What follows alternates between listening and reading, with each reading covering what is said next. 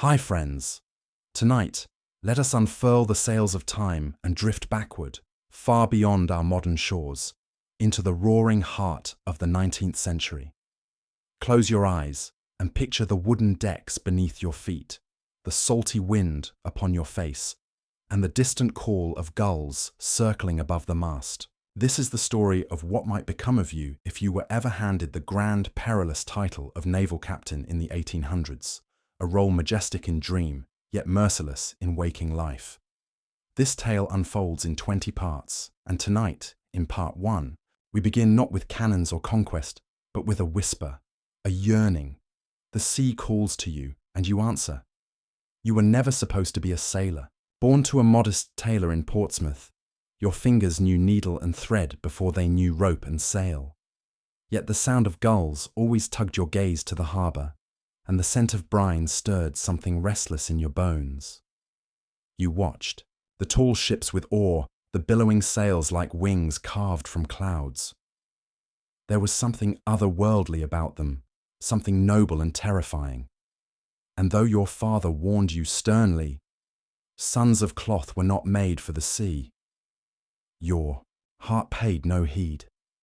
When the notice came that His Majesty's Navy sought able-bodied men, you told no one. At dawn, you slipped away, leaving behind only a folded note and your mother's thimble tucked inside. A recruitment officer, grizzled and yawning in the early light, measured your frame and squinted into your eyes. "You'll do," he muttered, and thus began your voyage. But no one told you that the sea was a school of suffering. Your first days aboard a coastal brig were a chaos of barked orders, aching muscles, and salt sores. You learned the names of sails in shouted breath, the knots with bleeding fingers. You scrubbed decks until your knees cracked, and slept in a hammock that swung like the cradle of a storm. The officers seemed carved from iron. Lieutenant Summerfield, pale-eyed and silent, could tie a reef knot in the dark with frozen hands. Boatswain Flanagan, squat and broad, once climbed the mainmast with a dislocated shoulder, cursing as he went. These were not men, they were monuments. Yet you endured. Years passed like creaking tides.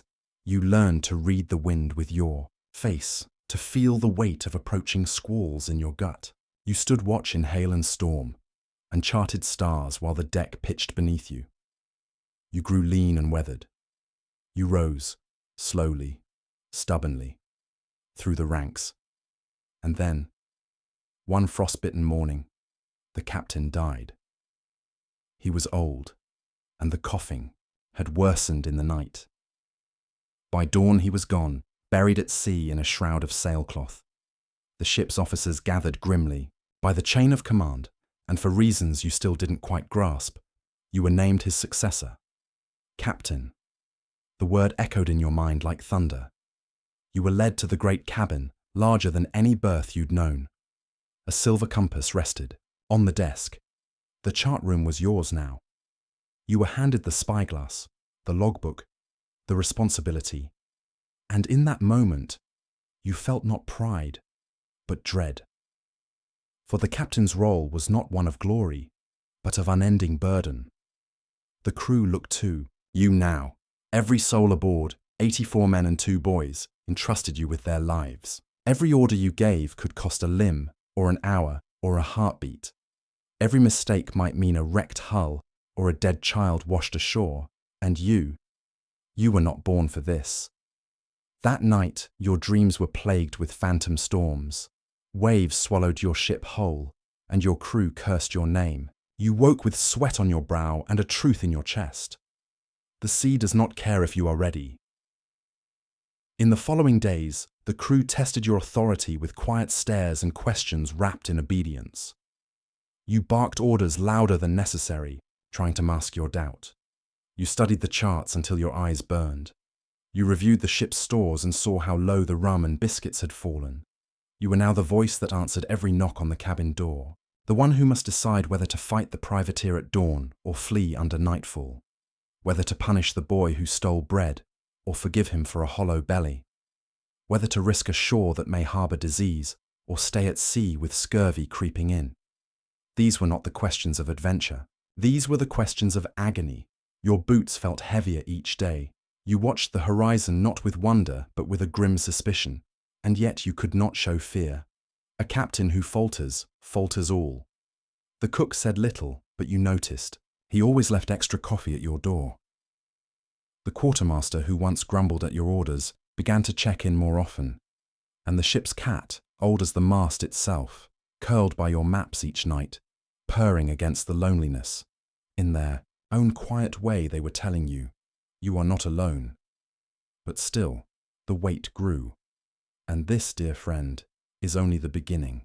They are not your friends, not anymore. They may salute you, follow your orders, even nod respectfully when you pass. But there's a quiet wall now, invisible and unscalable. These are your men, your crew, your responsibility, but not your equals. Once, you were one of them. You drank from the same tin mug, laughed at the same off-color jokes, shared the same miserable rain-soaked hammocks. Back then, life aboard the ship felt like a brotherhood, rough, coarse, and occasionally cruel, but bound by something honest. Now, with a captain's brass buttoned to your chest and a cabin to call your own, everything has changed. The men beneath the mast live in a world below yours, both literally and figuratively. They sleep packed like sardines in the forecastle, their air thick with sweat, tar, and the must of unwashed wool. They rise with the bell and labour with calloused hands, tugging ropes and scrubbing decks, patching sails and hauling barrels, day after grinding day. Their conversations hush when you approach. Their laughter dims. It's not disrespect. It's reverence, or maybe wariness. To them, you are no longer a man. You are an emblem, a force, a bearer of fortune or doom. They obey because they must, because the chain of command is as sacred as the ship's keel, because the sea is too cruel for democracy. And yet, these are the souls on whom your life depends. There's Elias, the oldest of them, with a face like weathered oak and eyes that have watched too many men fall into the deep. No one knows exactly how long he's served or on how many ships. He's lost half a finger and a full ear, but still climbs the rigging like a cat. When storms gather, men glance to Elias before they glance to the sky. Young McNeil, barely more than a boy, carries a reckless energy that sometimes makes your throat tighten. He's fast, eager, and absurdly brave, traits that make him both invaluable and likely to die. He whistles when he works and sings when no one listens. Once, you heard him humming during a gale, and the sound chilled you more than the wind. Then, there's Garrick, the ship's carpenter, a silent man with a crooked back and a sharp eye. He rarely speaks, but his hands tell stories.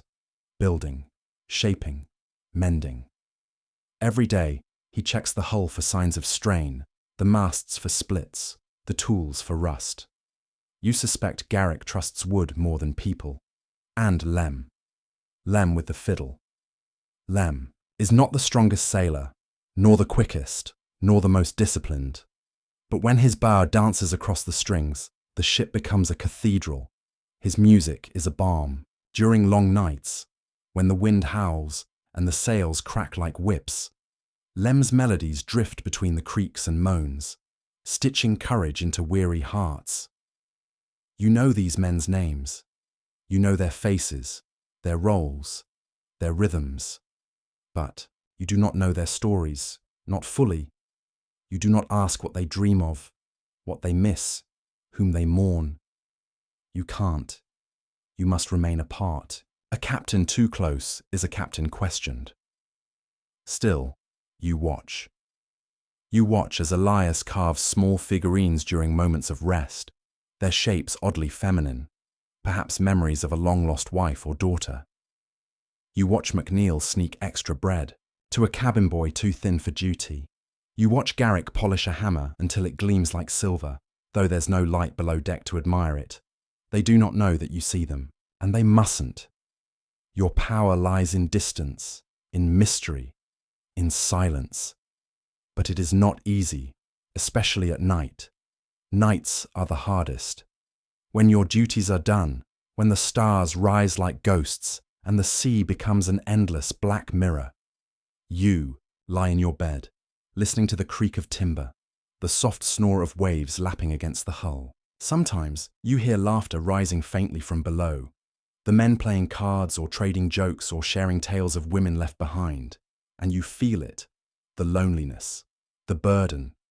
To be captain is to carry the weight of every soul aboard without ever showing that it hurts your shoulders. It is to smile when you want to weep, to give orders you dread, to make decisions that will haunt your dreams. The sea does not care for your doubts. She demands only obedience, and the men beneath the mast must never sense fear on your breath. 1. Grey afternoon. The wind shifts suddenly. A storm brews, not a violent one, but sharp and sudden, with a temper that could snap the foremast if handled poorly. You call for sails to be reefed, and the men scramble into action. As they work, a line snaps. A cry rings out. McNeil falls from the rigging. Time slows, but Elias moves faster than time. He lunges, catches McNeil's arm, holds tight. Other men rush in. The boy is pulled to safety, bruised, shaken, alive. You want to collapse, to rush forward, to thank them, but you cannot. You nod once sharply and return to the wheel. The sea doesn't notice. The ship sails on. Later, in your cabin, you write it into the logbook with trembling hands. Incident: topman fell, recovered without major injury. Nothing more. Outside, Lem begins to play, a low, wandering tune, neither sad nor joyful, just real. The kind of music that says, "We're still here." The kind of tune that fills the cracks in a wooden heart. And so you sit, alone in your high cabin, listening to the music of the men beneath the mast, their silence, their courage, their quiet, human noise. The storm has passed, but many still lie ahead. There is a truth the sea teaches early and often. Everything costs something. Every knot tied, every sail hoisted, every calm wind chased comes with its price. Sometimes it is a broken finger, a soaked blanket, a sleepless night. But sometimes the price is steeper. Sometimes it is counted in blood. The first true loss under your command comes quietly. It begins with a cough, not a violent one. Nothing alarming at first, just a rasp in the throat, a clearing sound. The man is named Callum, a quiet, steady sailor with a barrel chest and freckles faded by sun. He says he feels fine, just tired. But by morning, his breath comes in gasps. By noon, he cannot rise from his hammock. The surgeon, a thin man with too much knowledge and too little equipment, examines Callum with a frown that speaks louder than any sentence. You recognize that look. It's the same one the previous captain wore when choosing which man to lash and which man to spare. The expression of someone weighing consequences on scales that never balance. "We'll keep him below," the surgeon mutters. "Quarantine him from the others." That night, the crew murmurs. They've seen sickness before. They know what it smells like, how it moves, not through logic, but through fear. You order extra lime rations, triple checks of the water casks, more frequent cleaning. You issue commands with practiced calm, though your stomach knots like a coiled rope. Still, Callum dies by the end of the second day. The wind is gentle. The sails flap lazily. The sea, indifferent, rolls on. And below deck, a man who shared bread and toil and jokes about his homeland now lies stiff beneath a sheet. There is no time for mourning.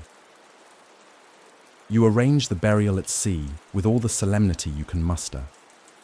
The men gather on the deck, hats removed, eyes down.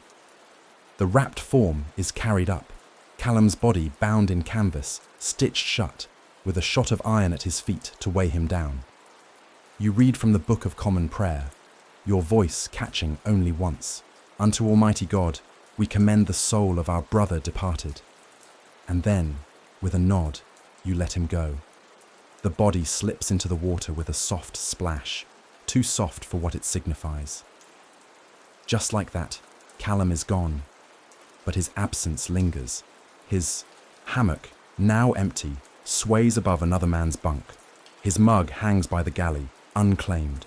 His boots remain below deck for 3 days before someone dares move them. You feel the weight of it, not just grief, but guilt. Had you missed a sign? Was there a bad barrel of water? Should you have altered course sooner for fresher air or docked at the last harbour? These questions circle you like gulls, pecking at your thoughts. No one blames you aloud, but silence can speak accusations more sharply than words. The men grow quieter. Even Lem's fiddle seems hesitant, and the weather turns. A gale, cold and abrupt, sweeps in from the north. Not a hurricane, nothing of legend, but fierce enough to tear a sail and splinter a spar. Garrick works without rest, patching and hammering. You are on deck for 30 hours without sleep, shouting through the wind, watching waves tall as rooftops batter your ship from every angle. Salt stings your eyes, your lips crack, your hands bleed. In the chaos, another man, Briggs, is struck by a swinging boom. It knocks him into the rail. He doesn't fall overboard, but he doesn't get up either. The surgeon tries. You try. But by dawn, he too is still. 2 losses in 4 days.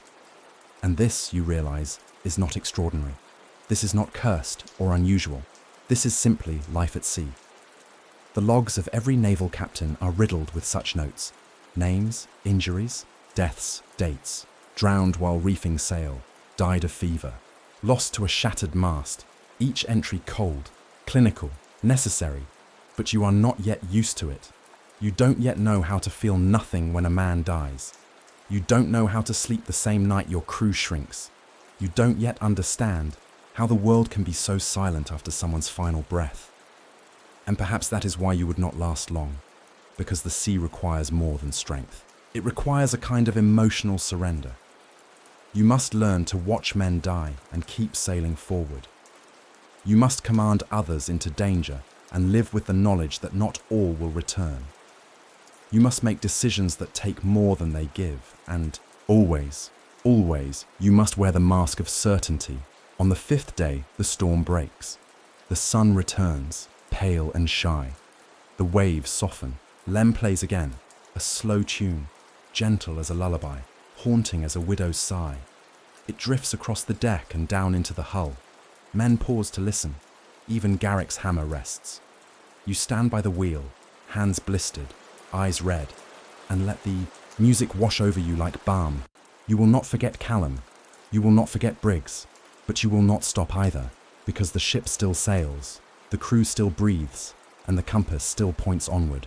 You may think the ocean is your greatest adversary. You would be wrong. The sea is cruel, yes. It tests you with storm and starvation, with thirst and despair. But the sea, for all her wrath, is an honest mistress. She does not lie. She does not scheme. She gives warning in the color of clouds, in the mood of tides, in the whispers of the wind. If you perish beneath her waves, it is never without cause. But men are another matter entirely. It is not the tempests that will break you. It is the challenge of commanding 100 hearts, each beating with pride, with memory, with longing, and with pain. Each man aboard your vessel carries his own universe within his ribs, and not all of them are loyal to yours. Which is why discipline, aboard ship, is not a convenience. It is a religion. The articles of war hang in your cabin, overhead, ever visible. They are not poetic. They are not kind. They are commandments chiseled in the blood of centuries. He that strikes any person shall suffer such punishment as the offence shall deserve. If any person shall sleep upon his watch, he shall suffer death or such other punishment. Mutiny or sedition shall be punished with death. Death. Always death. You do not enjoy this fact, but you must believe in it. The sea does not afford leniency. You first learn this, not in a storm, nor in battle, but on a still, hot afternoon when the wind has died and the ship bakes in place like an insect caught in amber. The sails droop. The crew is restless. In the swelter, a petty argument becomes a fist fight. You are summoned from your cabin. Two sailors, Jory and Benson, are grappling on the main deck, fists flying, blood on their lips, curses louder than the gulls. Other men form a loose circle, too stunned or too wary to intervene. You shout. The sound of your voice slices the air like a blade. Enough! Jory and Benson freeze. They back away, panting, their shirts torn, their faces mottled, with bruises. You look at them and feel not anger but something colder, obligation. They must be punished, not because they have offended you, but because every man on this ship is watching. If one rule breaks, others will follow.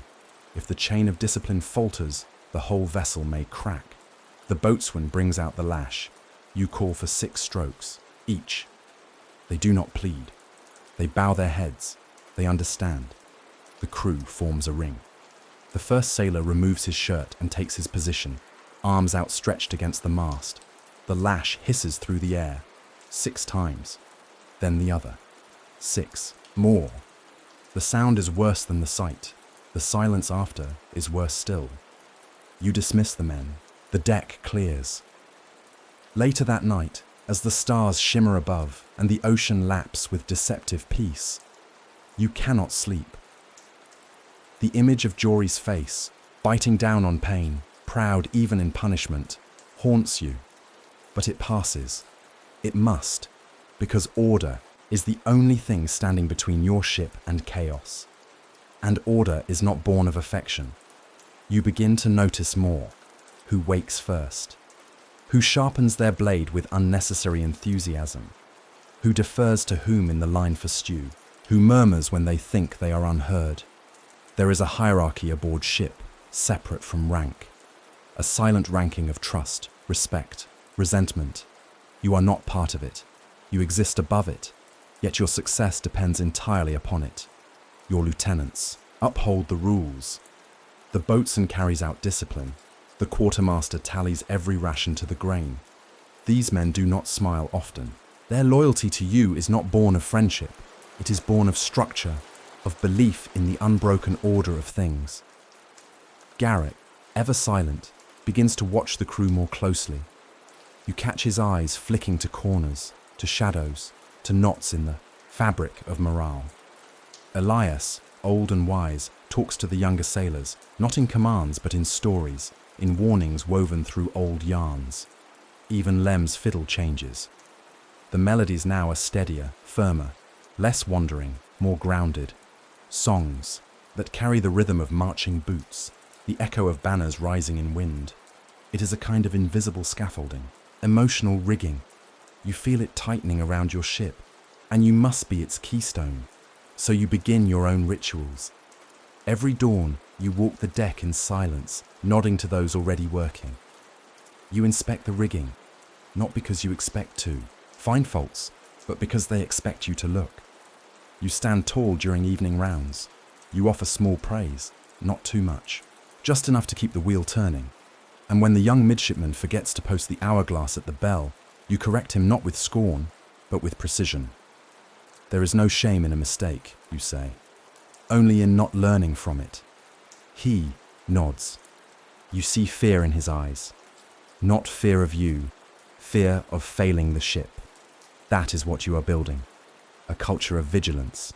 And yet, in rare moments, you wonder, quietly, privately, what part of yourself you've traded away for control. You do not laugh as you once did. You do not weep either. You are becoming a wooden soul, polished and carved to fit the ship's need.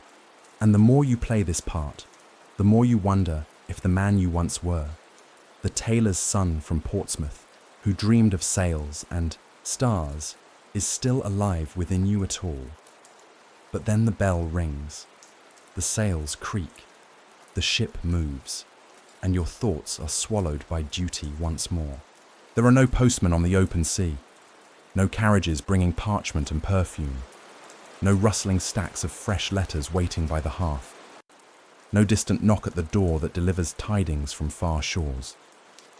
Out here, a letter is a whisper cast into the wind, rarely heard, rarely returned, and yet men still write, in ink, in charcoal, Sometimes only in memory, they write. You find yourself doing the same. It begins in the dead of night, when the ship is still, and the lantern in your cabin flickers more than it glows. You sit at the narrow desk, open the small drawer where a few sheets of paper lie wrapped in oilskin, and pick up a quill you've trimmed a dozen times but rarely used. Your hand trembles more than you expect, and then slowly the words come. Dearest, Mother. The last time you saw her, she was standing in the garden, apron dusted with flour, holding back tears she thought you didn't see. You remember the smell of rosemary in the air, the warmth of her hands as she pressed a coin into your palm for good fortune. You never spent it. You write to her now. You tell her about the crew, though you keep it simple. You mention McNeil's bravery, Garrick's craftsmanship, even Lem's music. You omit the punishments. You omit the deaths. You write of sunrises, over an ocean so vast it seems to breathe, of dolphins leaping near the bow, of stars bright enough to make the sky feel alive. You make it sound noble. You make it sound like the stories you used to believe, because that's what letters are, aren't they?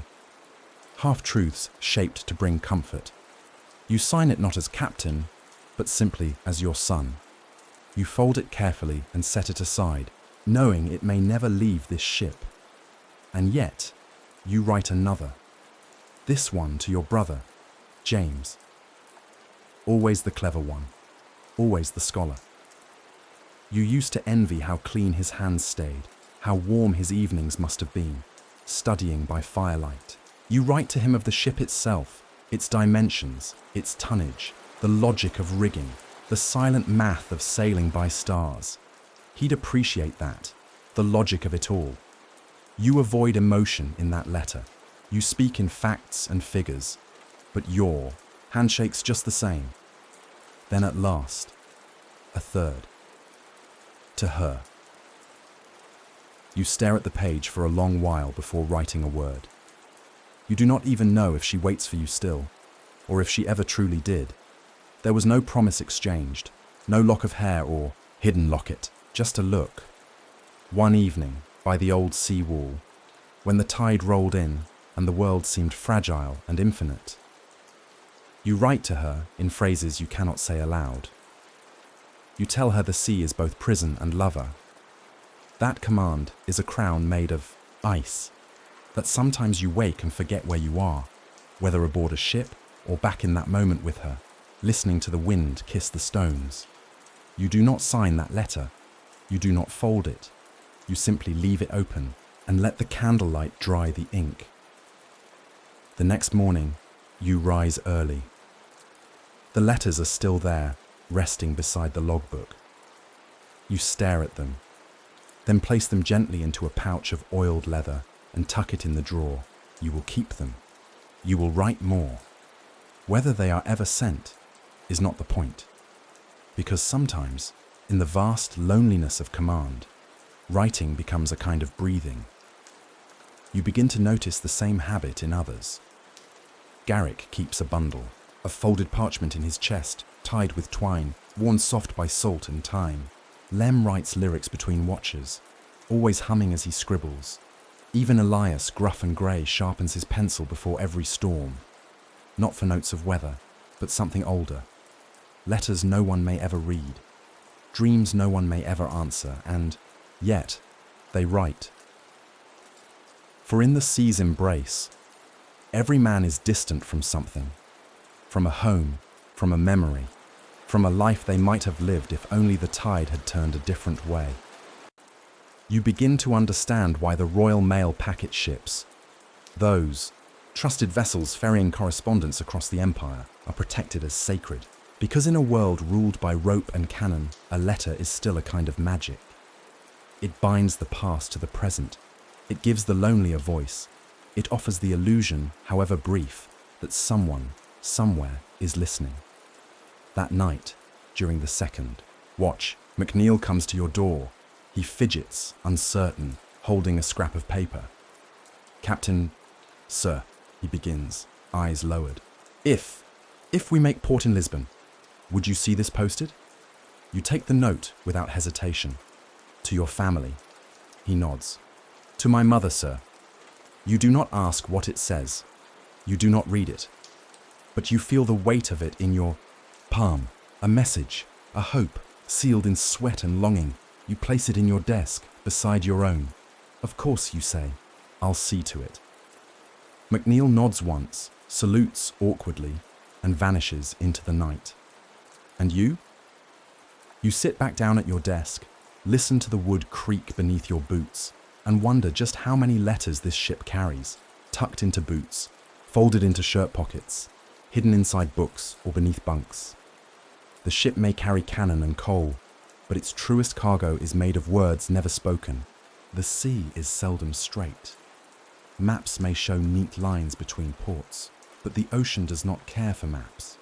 It obeys its own whims, reshaping journeys with each tide, each gust, each unseen current that curls like a serpent beneath the surface. And so the compass becomes your most loyal and most burdensome companion. It rests in your cabin, inlaid with brass, its needle twitching with quiet urgency. A gift from a former captain, its lid bears a faded inscription, steady, though all else may sway. At first, you thought it poetic. Now you understand it as a command. For in the age of sail, navigation is not simply knowledge, it is trust. Trust in instruments, in stars, in memory. But above all, trust in yourself. Your first encounter with a serious crosswind comes at a narrow strait off the Iberian coast, an infamous channel where the land on either side seems to lean inward, the wind. Funneling through with a violence that belies its beauty, you must pass through. There is no other way, not if you're to reach your next supply post before the crew runs short of water. The charts warn of erratic currents. The quartermaster is nervous. The wind shifts 4 times in 2 hours. First, a gentle push, then a sudden gust from the starboard. Then a lull so complete you can hear men breathing on the quarterdeck. Then it changes again, hard and sudden, and the sails crack with the sound of gunfire. The ship lurches. The rudder groans. For the first time in many weeks, you feel the vessel resist you, not out of wear or weakness, but from confusion. The sea is trying to turn you around, and every instinct in your bones whispers that this is a place where captains are tested. You gather your officers. Voices rise. Opinions diverge. One suggests hugging the eastern shore. Another argues to cut wide and let the current carry you around. You nod, listening. But in the end, the decision is yours. You choose to cut across the heart of the strait, an act that demands faith not in the elements, but in your ability to outthink them. It is a gamble. The men rush to adjust the sails. Lines strain like the limbs of giants. You can hear the ship's timbers shudder with effort, and all the while, you keep one hand on the helm and one eye on the compass. The needle shakes, but points true, even as the sea tries to spin you, even as your second mate reports a tension fracture in the foremast, even as your own doubt rises like bile in your throat. You speak with a calm you do not feel. Your voice slices the air with practiced authority. You become, for a moment, the kind of captain you once read about in books. Resolute, fearless, unyielding. And somehow, you make it through. Just as the wind threatens to throw your ship sideways, it dies down. Not fully, but enough. The sails hold. The rudder obeys. The channel opens like a sigh of relief, and the ocean returns to its slower breath.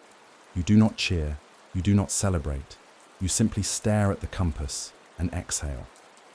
Later that night, Lem plays a tune unlike any you've heard before. Neither mourning nor joy, but something in between. A song of danger past, of fates narrowly escaped. And Garrick brings you the cracked timber from the foremast. You run your fingers along the splintered grain, the wound in the wood, a reminder of just how narrow your margin had been. This is the part no one tells you. That command is not forged in glory, but in silence after the storm, in the decision you alone must bear, the one no one else can make.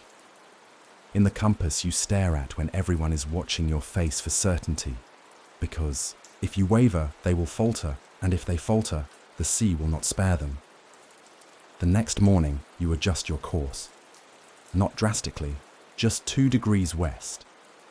A small correction, barely perceptible to the eye. But those 2 degrees will carry you safely around a shoal that the charts marked vaguely and the wind hinted at. 2 degrees that may be the difference between open water and splintered hull. You learn to love these details. The tiny shifts, the measured patience, the daily ritual of observation and correction. You mark your position by the stars each night, laying your instruments carefully on the desk, aligning them with the heavens like a priest aligning relics on an altar. Navigation becomes meditation, not conquest, not speed, balance. One evening, you find McNeil sitting on a coil of rope, staring at the horizon. He glances up as you pass and asks quietly, "How do you know where to go?" You pause, hand on the rail.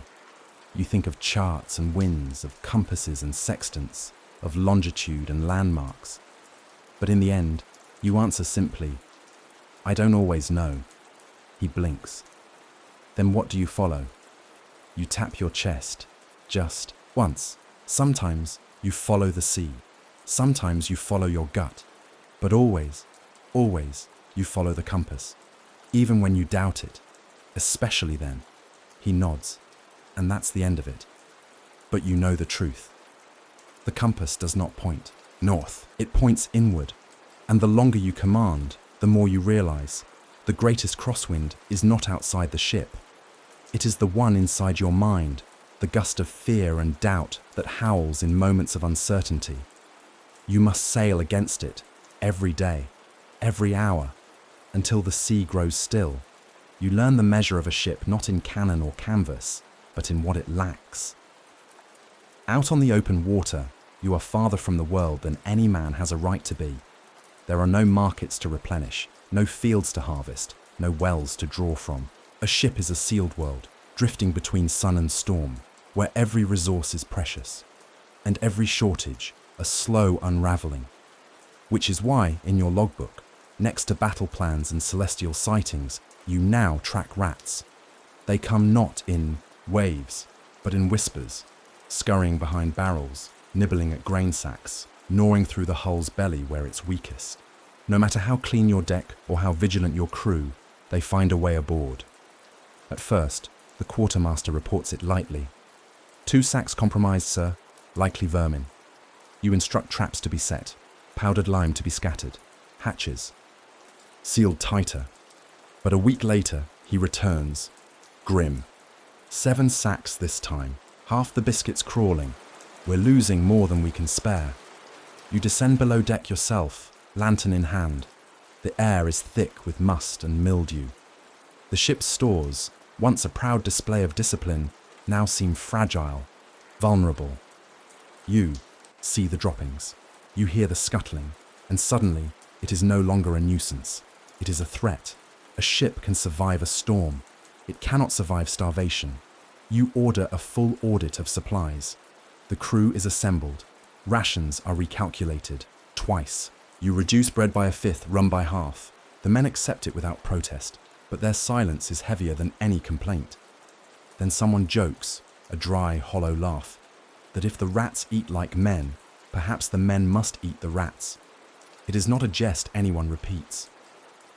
2 nights later, Lem catches one in his boots, a grey fat creature, belly bloated on royal flour. He brings it to the deck by its tail and smashes it against the rail. Its blood stains the wood like spilled ink. No one says a word.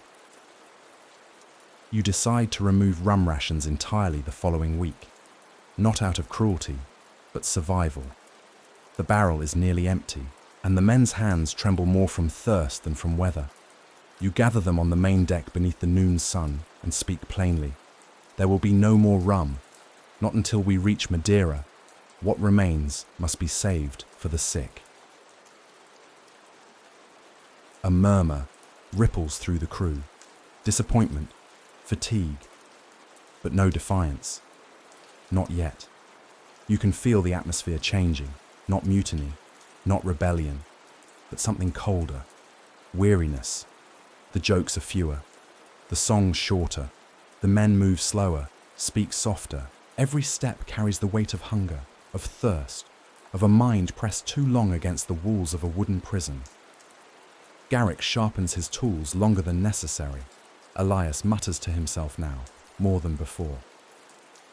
MacNeil, once the brightest among them, has stopped whistling entirely. And Lem? Lem still plays, but the notes are brittle, like bones rattling in a sack. You find yourself growing thinner too. Your uniform hangs looser. Your thoughts take longer to form. The world beyond your ship, the ports, the people, the promise of letters sent and received, feels like a dream half remembered. One morning, the cook comes to you quietly. He holds out a tin bowl. Inside is a stew, brown, greasy, unappetizing. Rat, he says with a shrug. Figured better this than nothing. You stare at it, unable to speak, then you nod. He was not wrong. That night you gather the crew again. You do not lie. You tell them the truth. That Madeira is still 3 days away. That water runs low. That you will share what you eat and drink only what they do.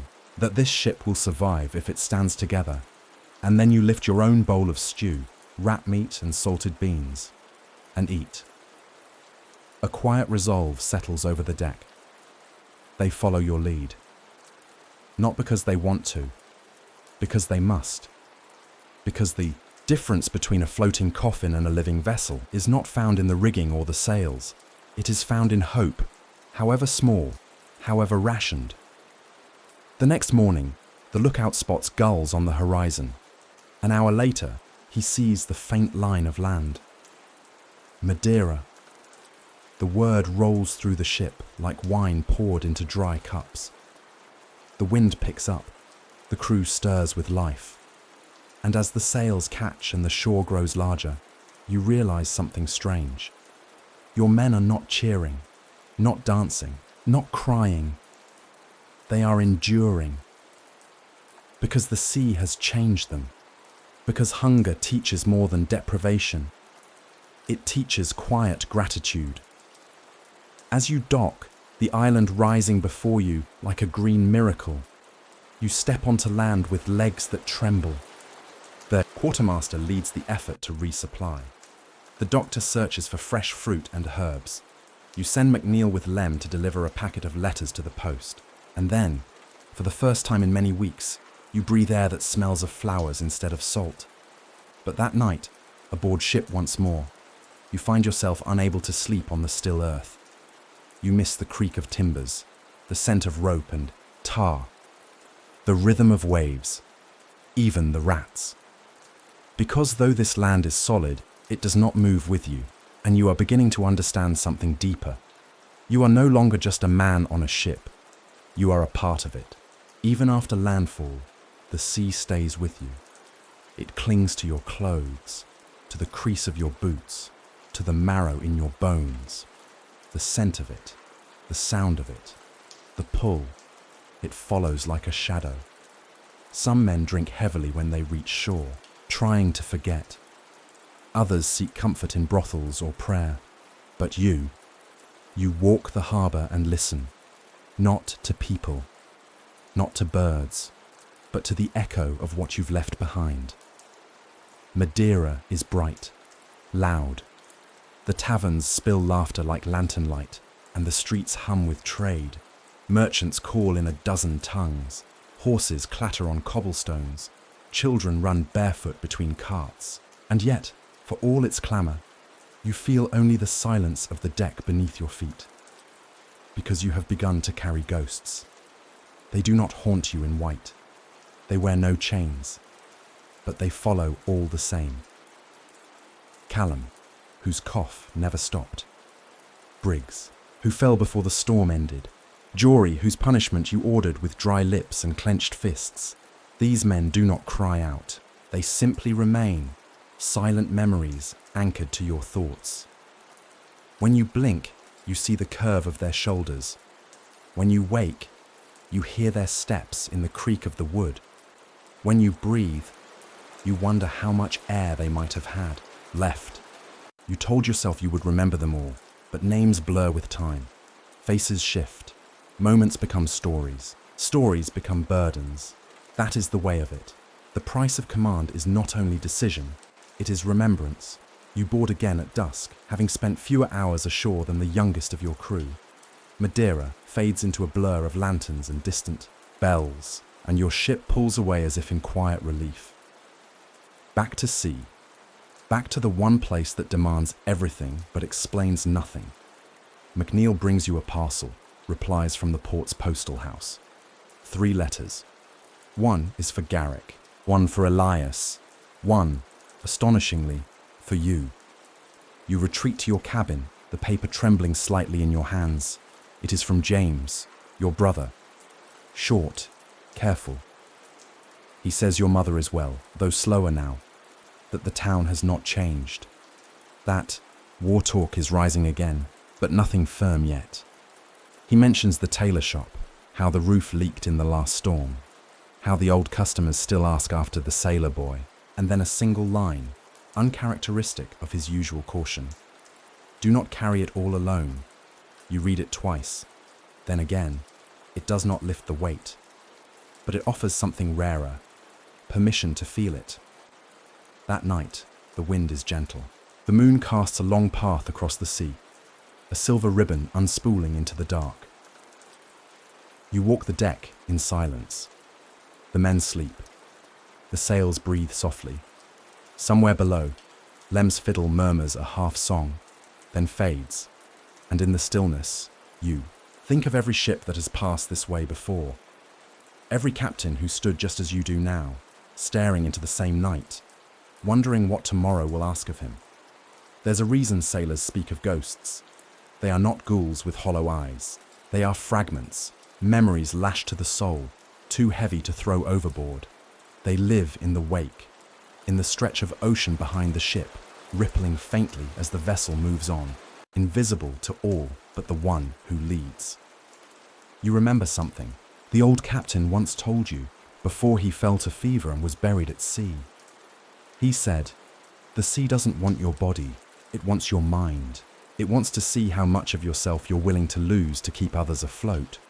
At the time, you didn't understand. Now you do. Every life under your command is a weight you carry, and every loss is a piece of yourself you cannot retrieve. But still, you sail. Because to stop would be to surrender not only your ship, but your soul. In the following days, the weather holds fair. The crew recovers slowly. Fresh fruit and bread do their work. Laughter creeps back in, quiet but sincere. Garrick tells a joke, his first in weeks. Elias teaches McNeil an old song from Devon. Lem's fiddle gains strength. And you begin to smile again. A thin thing, a cautious thing, but real. Because you have learned this. Ghosts do not come to punish. They come to remind you of the stakes, to remind you of what leadership costs, to remind you of the line between survival and sacrifice. You find yourself writing again, not letters this time, but notes, scraps, fragments. Callum liked apples, had a laugh that startled the birds. Briggs always polished his boots even in the rain. Jory once carved a whale from a bone, gave it to the cabin boy. You keep the notes in a small box tucked beside your charts. A captain's ledger, not of cargo, but of memory. Because if you do not carry these men, who will? If you do not remember them, who will speak their names into the wind? The wake stretches behind you, vast and unbroken, and still the ship sails on. There is a silence on the sea that is not peace. It is the hush that comes before the world shatters. A hush that settles not upon the waves but within the heart, as if all the ocean's breath is drawn in and held, waiting for the moment it must be released in rage. That was the silence that greeted you on the fourth night out of Madeira. The sky was strange, thick with haze, low clouds pressed to the water like the breath of some slumbering beast. The barometer fell in steady descent, each inch marking a question with no certain answer. And then came the glass. That is what old sailors call it, when the sea turns unnaturally still. A glass calm, they say. Water flat as slate, no ripple, no lapping at the hull, only a surface so smooth it reflects the sky like a mirror cracked only by the mast's reflection. Elias, grizzled and pale, spat over the side and said one word. Storm.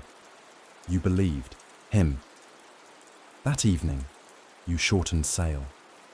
It was a gamble, sacrificing speed for safety, but you had learned to read the omens. The clouds, oddly shaped, curled like claws around the horizon. The wind that arrived was warm, too warm, the kind that comes from nowhere and carries nothing with it. No scent, no promise, only unease. You barely slept that night, and when the storm struck, it did not come with a howl, it came with a snap, a sound like the sky itself being torn, followed by a torrent of rain so dense it erased the world. The sails cracked like whips. The ship heeled. You were thrown against the wheel, barked your shin, and stood. No time to think. No time to doubt. You shouted for the topsails to be hauled in, for the deck to be cleared, for the gunports to be sealed. Every man moved with a speed born, not of training, but of fear. The waves rose like mountains, rolling and cresting with no rhythm. The wind twisted, not one direction, but many, confused and cruel. One moment from the east, then from the north, then a blast from the stern that nearly took the foremast with it. You clung to the helm, rain pelting your face, your coat soaked through and heavy. Garrick stumbled past, lashing down a spar with one arm while gripping a hammer in the other. You saw McNeil vanish beneath a sheet of water, then resurface with a rope in his teeth. The world was noise, screaming wood, thunderous skies, the ocean speaking in a voice older than time. Still, you held course. What course? You could no longer say. The compass spun. The stars were hidden. The maps, soaked and useless, lay crumpled on your cabin desk. All you had left was instinct. Hours passed, then more. There was no day, no night, only darkness lit in flashes of lightning, so bright they painted the ship in ghost white. You saw Lem's fiddle smashed, floating near the starboard rail. You saw a crate crash against the cook's door, smashing the hinges. You saw two men clinging to the same rope, mouths open, shouting, though no one could hear over the wind. You did not sit, you did not eat, you did not blink, except when rain blinded you. And then, all at once, it stopped. Not the storm. No, not yet. But a pause, a stillness so profound it made your ears ache. The eye, that brief and terrible center of the storm, where the world holds its breath once more. You looked up. A ring of cloud towered around you, grey and enormous, as if the gods themselves peered down through a hole in the heavens.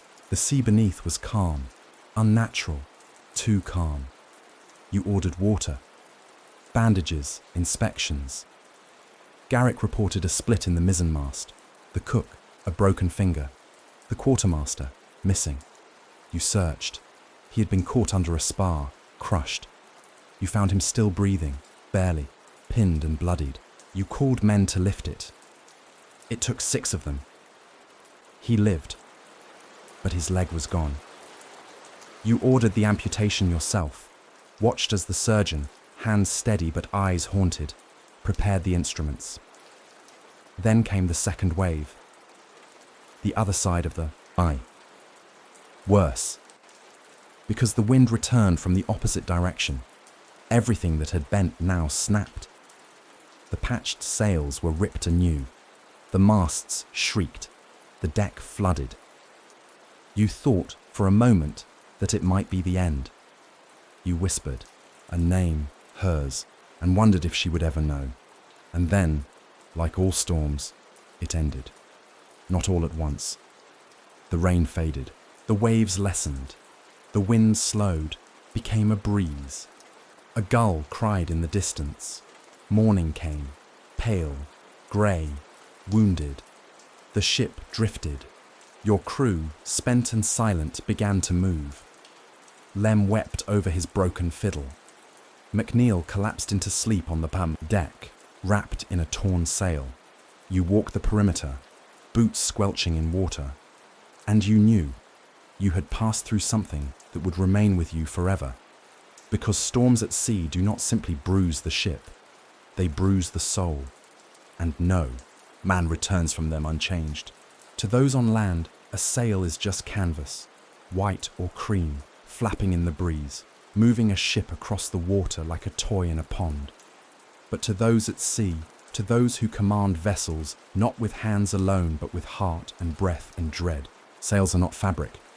They are language, and like any language, they must be studied, heard, felt, read, not merely seen. The language of sails is older than ink, older than empire. It is a tongue spoken in tension and release, in the breath of wind and the groan of rope, in the snap of a sheet under sudden strain. It is a conversation between sky and ship, one that never ends. As captain, you are its interpreter, and it is not an easy dialect to learn. You remember your earliest years aboard, how you thought command meant shouting orders and pointing at clouds, how you believed sails did your bidding, and that wind was a pet to be tamed. But the sea corrected you quickly. The sails, quicker still. They humbled you, taught you that to raise sail in ignorance is to gamble lives. That canvas carries not only wind, but weight. Now, years later, with storms behind you and more surely ahead, you begin each morning by listening. Before the bell, before the deck stirs with boots and voices, you step out into the dawn and tilt your ear to the rigging. There is music there, if you know how to hear it. A tight topsail hums like a bowstring, whispering that wind is shifting. A slack staysail mutters of exhaustion. A groaning halyard complains of too much burden, of knots too hurriedly tied. The sails speak, and you, if you are wise, do not interrupt. This morning, the sea is forgiving. The sky is overcast but calm, the wind steady and gentle, coming from the west. The sails, patched and stained from past trials, billow with quiet confidence. You let them be, let them breathe. To adjust them without cause is like correcting a singer mid-verse. You walk among your men, nodding to those already at work. Elias oils a block with reverence. McNeil, humming, mends a line with fingers surprisingly delicate for someone who once punched a shark in shallow waters. Garrick inspects the patched boom, tapping gently with a small mallet, listening for hollowness. And above them all, the sails. The sails do not shout. They never shout, but they remember everything. They carry the fingerprints of wind, long past, the tear mended after the Azores, the burn left from cannon fire near Corsica, the faded red smear from where brigs once fell. They are memory made visible. You pause beneath the mainsail. It swells and falls, like a great lung. You remember something an old sailor once told you. A ship breathes through her sails. You want her breathing easy, not gasping. It was said with a laugh then, over stale beer and harder bread, but it lingers now, echoing in your mind. Breathing easy. The ship, this morning, breathes easy. And so, for a moment, do you. Inside your cabin, the logbook waits. You record the wind. Southwesterly, steady, 5 knots. The air, cool, dry, scent of resin. The mood, quiet. That last line isn't protocol, but you write it anyway. Because mood matters. It matters more than numbers. After all, a ship is not made only of wood and rope. It is made of people, of will, and of sails, and when one falters, the others must compensate. In the afternoon, the wind picks up, not fierce, but quick, playfully so. The sails flutter, caught off rhythm, and the ship jolts slightly. You're on deck before the cry comes. You don't shout, you gesture. A reef is ordered in the topsail, a sheet eased, a halyard reset. The ship smooths, the sails calm. A lesson, passed silently among the crew. Quickness is not always strength, and gentleness, when well timed, is the sharpest command of all. Later, when Lem finds an hour and a string to spare, he tunes what remains of his fiddle. The notes drift upward, soft and shy. The sails catch them, you swear they do.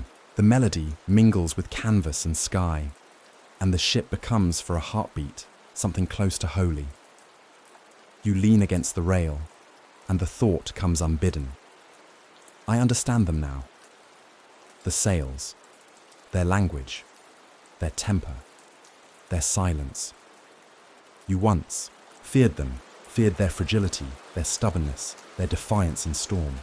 Now you understand they are not fragile. They are simply honest. They respond to what is asked of them, and they remember how they were treated. The night falls quietly. The sails are reefed in preparation for darker hours. The stars bloom above, scattered across the heavens like silver, dust. The sea sighs, and the ship drifts forward, not because of orders, not because of charts, but because the sails have found their voice, and you at last have learned to listen. No matter the time of day, the direction of wind, or the fury of waves, there is always a second figure that walks beside you on deck. It is not your first mate, nor a vigilant officer. It does not speak, nor cast orders, and yet you feel it. At every turn, just behind your shoulder, mirroring your every movement. It is your shadow, not the one thrown by lantern light, but the one made of command itself. This shadow is not born in a single moment. It does not arrive with your title or the silver bars stitched into your coat. It grows slowly, rising like a tide. First you feel it in moments of silence, then you feel it in every choice, every glance, every breath, made not for yourself, but for the crew.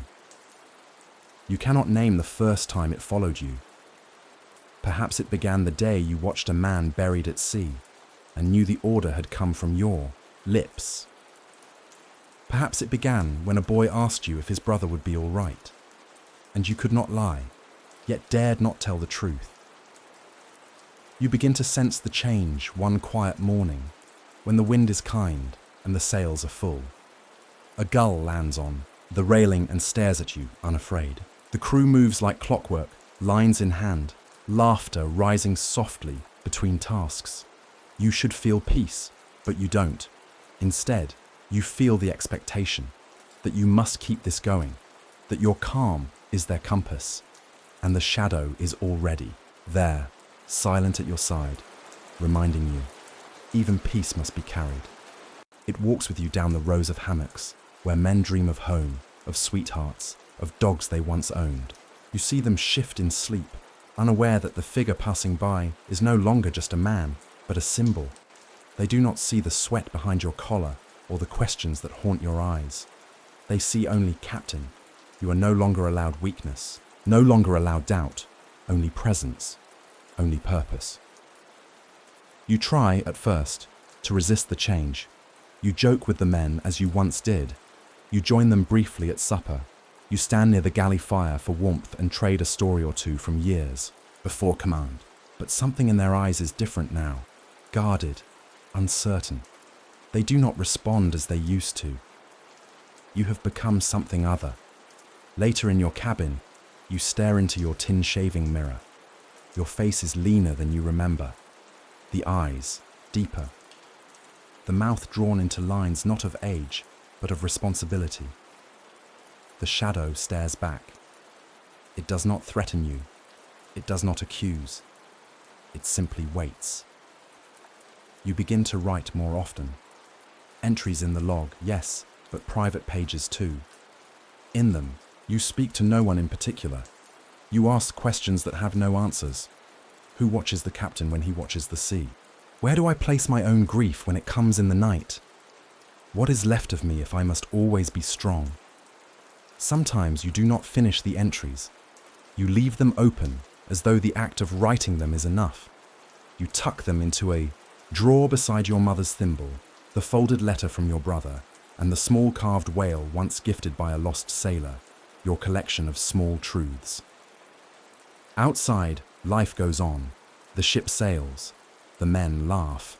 Lem finds new strings for his fiddle and plays in the early dusk. Garrick mends a spar, with McNeil watching close, learning. Even Elias, worn and wise, begins carving again. Tiny animals now, set in a row on a barrel. They survive because you carry the burden they cannot see. And yet, sometimes, one of them notices. One evening, as you watch the stars rise from the quarterdeck, McNeil approaches.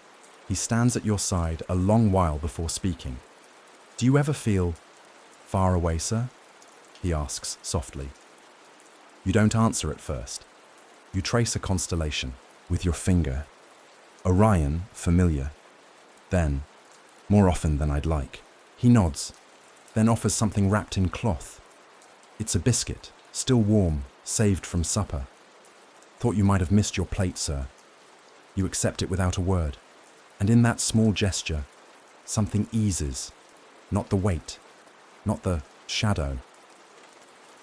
But your stance shifts slightly. Your breath comes easier. You are seen, not just as captain, but as man. McNeil leaves. You finish the biscuit in silence, the stars now brighter. The next day, you walk the deck with the same composure. You issue commands. You read the sails. You chart the sky. But the shadow is quieter now, not gone. Never gone, but accepted, because being captain is not about defeating the shadow. It is about learning to live beside it, to let it speak when needed, to silence it when not, to carry it always, but to remember that you are more than its shape. You are still the boy who longed for the sea, still the man who writes letters he may never send, still the soul who stares into the ocean and wonders what lies beyond the horizon, even after all these years. And perhaps, in knowing that, you remain, not just captain, but human. There comes a moment, though you cannot mark the exact day, when the sea stops being a place you travel through and becomes a place you belong to. At first, it is subtle, a hesitation before stepping ashore, a glance backward at the gangway, as though the planks of the deck might miss your footfall. Then it deepens. The laughter in taverns begins to sound foreign, the air on land too still. The ground beneath your boots seems to tilt, and you find yourself walking with the rhythm of waves, even when no water is near. You are at sea even when you are not. And in time, you begin to understand something quiet, something dangerous. There may no longer be a shore that feels like home. You had believed once that every journey must have a destination, that the sea was a space between ports, between people, between the life you had and the one you might yet find. But now the sea is no longer the space between. It is the space within. Your crew speaks of home often. You hear them murmuring, on calm nights, of fields in Kent, of mothers who sang old ballads, of wives waiting with letters tucked in aprons. Even Garrick, who speaks less than anyone, once traced the outline of Cornwall in salt on a barrelhead and stared at it for hours. You used to add to such conversations. You used to speak of Portsmouth, of the garden where your mother grew mint, of the smell of new cloth in your father's shop. But you've stopped, not because you do not remember, but because the remembering no longer soothes. It aches. Like a phantom limb, it haunts you. This notion of a land that once felt like yours. You stand one morning on the bow, staring ahead. The water is calm, the sky a soft wash of pale grey. You imagine what it would feel like to see your homeland rise again on the horizon, and you realise you are not certain you would go ashore. What would you do there? You no longer fit in drawing rooms. You do not trust chairs that do not sway. The sound of silence without creaking timber unnerves you. Even the smell of grass seems too rich, too loud. You have been at sea too long. You have changed, and the world you left behind has likely changed too. Perhaps your brother is older now, stricter. Perhaps the garden is wild, the shop closed. Perhaps the people you loved most remember you not as you are, but as you were, and you are no longer him. The men aboard seem to know it, even if they don't say it aloud. They treat you with respect, but it is the reverence one gives a relic, not a neighbour. You are both present and apart. Even McNeil, for all his open face and quick speech, addresses you now with a tone that suggests he thinks you made some pact with the ocean. Some trade he cannot quite see, but suspects cost more than you let on. He is not wrong. The sea gives many things: discipline, solitude, clarity. But it takes two. It takes slowly. A memory here, a craving there, a warmth in the bones that fades without notice. And above all, it takes roots. You write one night in your journal. I do not know if I have a home anymore. Only a heading. It's not poetry. It's fact. Because the longer you command, the clearer it becomes. Your loyalty is not to land or king or coin. It is to the ship, to the motion, to the endless promise of what might lie just over the next wave. You are no longer steering toward anything. You are simply sailing on. That thought frightens you, and yet it comforts you too. For in this life of endless motion, there is something pure, something honest. There are no masks at sea. The ocean does not flatter. The stars do not lie. A man is what he does, not what he claims. And you are captain, not because a title says so, but because the ship moves beneath your feet and the sails answer your call. That is enough. It must be. Sometimes, when the men sleep and only the wind keeps company, you whisper names to the sea, not as a prayer, but as a keeping, names of those you've lost, names of those who wait, names of places you may never see again. You let them drift over the water like leaves, and hope, foolishly, that the sea remembers. Because if it does, then perhaps you are not so lost. Perhaps there is a port still waiting, not on land, but within, the hearts of those who've walked the same planks, heard the same sails, and watched the same horizon without ever quite reaching it. A port without shore. You close your eyes and sail on. In the quietest hour of night, long after the last bell has sounded, and even the sea itself seems to sleep, the captain's cabin becomes a sanctuary of silence, shadow, and thought. And in that silence dwell two companions, mute, immovable, and utterly essential. The ink and the iron, they could not be more different. One fluid, elegant, light. The other dense, mute, weighty beyond mere measure. Yet both are needed. Both are part of the strange trinity of command: chart, compass, and memory. You sit, as you have countless nights before the logbook. The ship sways gently beneath you, a rhythmic lull that would soothe most to sleep. But sleep comes sparingly for you now, not because of fear, not even because of duty, but because of something subtler: burden. You open the logbook, careful not to disturb the loose papers tucked into its cover. The ink is uncapped, the quill dipped, the page awaits. Latitude 44°12. Course holding. Wind west by southwest, steady. All sails trimmed, no incidents. These are the entries expected of you. Precise, measured, cold. But you are not only a recorder of days, you are a witness to all that unfolds, seen and unseen. So, as you have learned to do, you slide your hand to the edge of the page and add, in finer script. Lem played something unfamiliar tonight. It unsettled the men. There is a quiet among them that no wind can stir. You sit back and let the ink dry. It is honest, but not whole. The whole truth cannot be written. The page is not heavy enough. The ink is too light. You rise, walk to the corner of your cabin where a rug lies askew, always just enough to offer your hand the edge of the truth beneath. You lift the board, and there it is, a bar of iron. It does not shine. It is not polished. It carries no mark of rank, no seal of admiralty. It is unadorned, pitted with rust at the corners, cold even in warmth. You lift it with both hands and set it across your knees. Every captain carries such a piece, hidden, personal, sacred in its own quiet way. It is not an official artifact. It is never spoken of in ceremony or law, but it exists, always. It is given, often without words, by the man who held the role before you. A gesture passed from hand to hand, heavier than medals, more constant than compass. Your own came from Captain Rotherham. You recall the day, his last on the ship, your first as its master.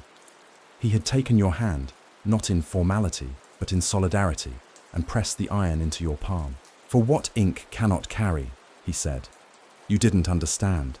Not then, but you do now. You stroke the iron with a thumb, feeling its roughness. It does not warm to your touch. It remains exactly what it is, unchanged, unmoved, a vessel for the things that cannot be written. Tonight, what it holds is this, that you are afraid, not of death, not of mutiny or storm. You have faced all these and stood. You are afraid of forgetting, afraid of the day when your hand writes the name of a man lost and your heart feels nothing, afraid of the erosion of self, of mercy, of memory.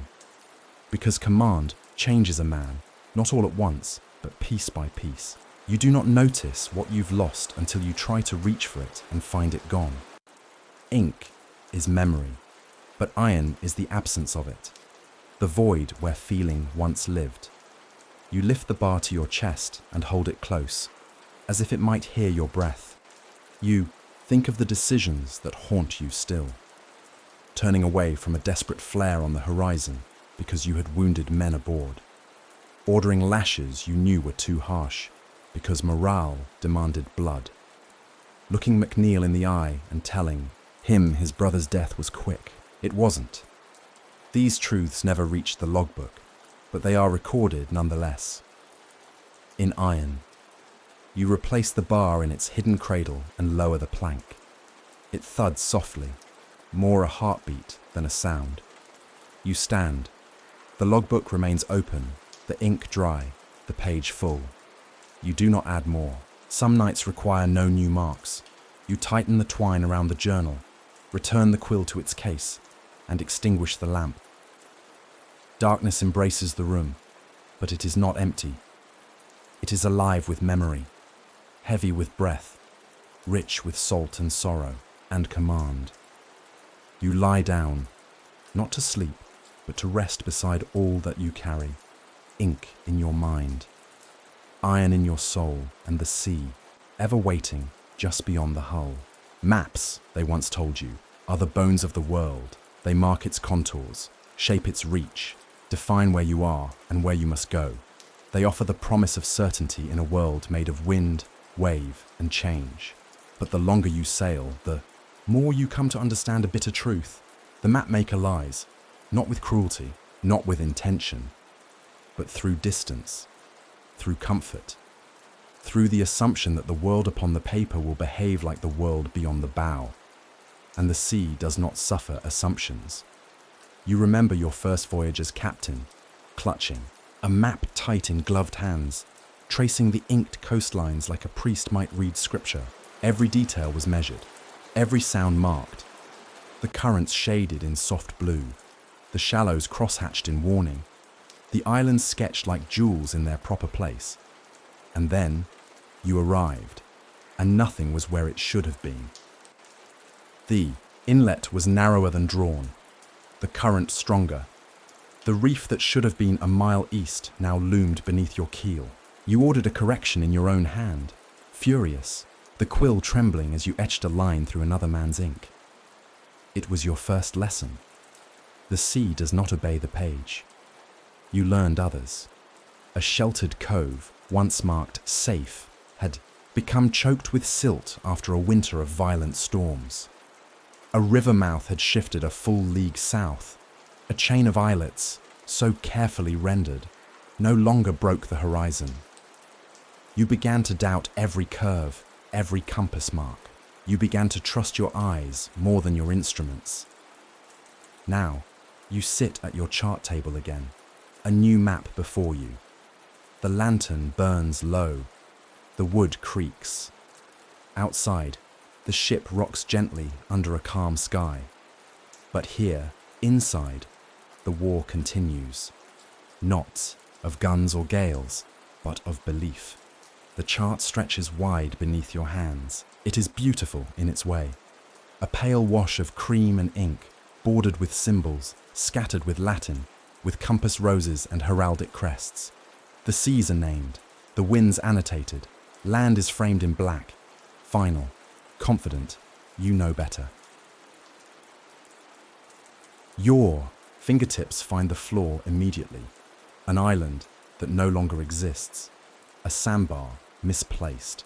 A bay described as wide and calm, when you know it to be narrow and treacherous. You pick up your pen. In the margin, in small letters, you write, chart, suggests safety. In truth, jagged rocks, cross-current, proceed with caution. It is the kind of note sailors have been leaving for centuries. Corrections born of experience, not design. Truth whispered in the margins. The mapmakers, you suspect, mean no harm, but they build with idealism. They craft the world from second hand. Words, not from sail and salt. They do not feel the way a ship lurches when a current betrays you. They do not know how quickly the sea swallows precision. They draw a world that ought to be. You sail the world that is. Sometimes, when no one watches, you stare at the charts and wonder if their lies are kinder than your truth. If it is better to believe in a world where coastlines are fixed, where harbours are always safe, where the world obeys the ink that binds it. But you cannot afford such luxuries. Your duty is not to hope, but to navigate. And so you adjust. You sketch new marks, add new names, annotate hazards, redraw coastlines, and slowly the chart becomes your own, less elegant, more honest. You think of the crew, how they look at the maps with awe, how McNeil once traced a finger from Lisbon to Barbados and said, "It's smaller on paper." You had smiled then. But your heart ached, because that is the cruelest lie of all, that the world is small. It is not. It is wide, dangerous, unyielding. It does not bend for ink. Your fingers rest on the edge of the chart. You close your eyes and recall the names of places that no longer exist. Shores claimed by tides, villages swallowed by war, bays turned into battlefields. No map can contain such loss. And yet, we try. Because to chart is to hope. To believe that we can hold the sea in lines, that we can tame the unknown by naming it. You open your eyes, blow out the lamp, leave the chart unrolled, let it rest, exposed to the salt air. Tomorrow, you will write more. Tomorrow, perhaps, you will correct another lie. Or perhaps the sea will. For now, you lie back on your cot, listening to the creak of the timbers and the hush of waves. You dream not of maps, but of wind, because that, in the end, is the only truth a sailor can trust. You don't remember the first name that stayed. Not fully. Only that it belonged to someone young. Too young. His face escapes you now, blurred by years and tide, but the name, Thomas, remains. It echoes sometimes, when the wind stirs the sails. Just so, when the lantern gutter flutters against the cabin wall, it is one of many. You see, there is a list the captain carries. It is not written down in the logbook, though many names begin there. It does not hang from chains or memorial plaques. It is not recited with honour during inspections or posted beside the mast. It is quieter than that. It lives in your thoughts, like the slow turning of a tide, inevitable, unseen. but constant. It begins with the fallen, the ones who died under your watch, some by wave, some by blade, some by silence, the kind of death that takes a man while he lies in his hammock and does not stir at dawn.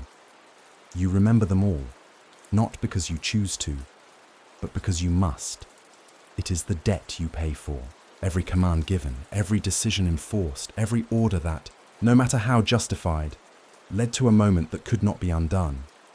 Names. So many names.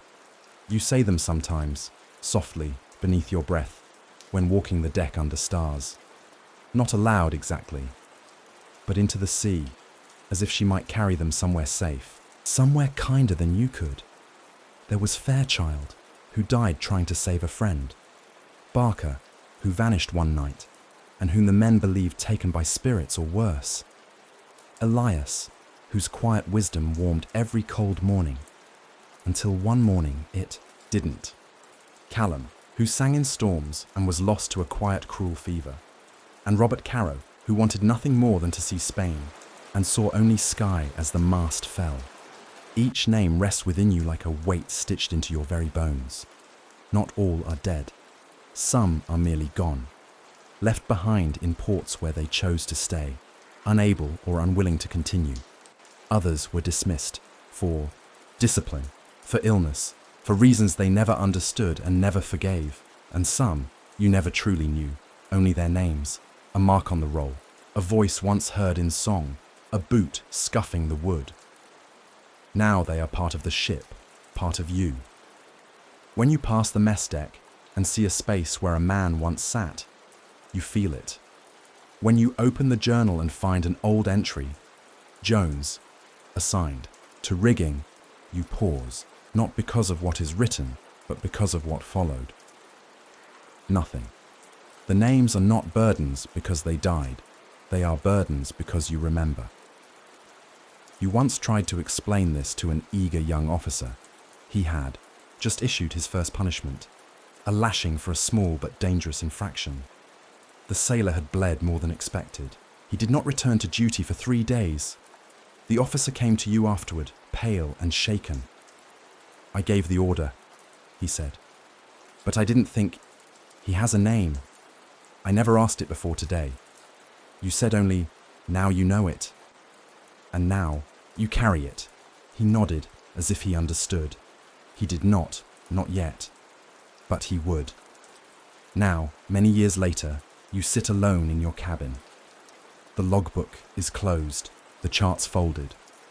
The bell has rung for the midnight watch. You take out a small piece of parchment, not official, not dated, and begin to write. Only names, no ranks, no causes, no reasons, just names. You do not pause to question their order. They come as they come. Some rise from memory like morning mist. Others press harder, etched deep in a part of you that never truly rests. You fill one page, then another. You do not weep. This is not grief.